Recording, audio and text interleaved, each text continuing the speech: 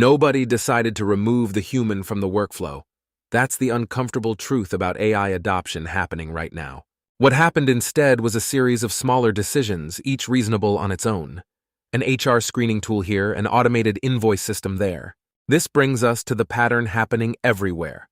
First, application screening goes to AI, then interview scheduling automates. Assessment tools take over candidate evaluation.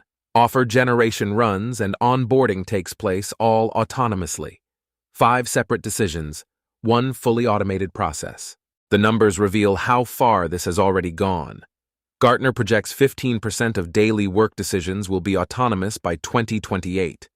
40% of enterprise applications will include task-specific AI agents by 2026. The market is building a $450 billion agentic AI economy by 2035. But here's what makes this different from previous automation waves. Organizations think they're buying task-specific tools, but they're actually assembling end-to-end autonomous workflows. The question isn't whether AI should take on more work. That debate is settled. The question is whether you've consciously mapped what you've handed over.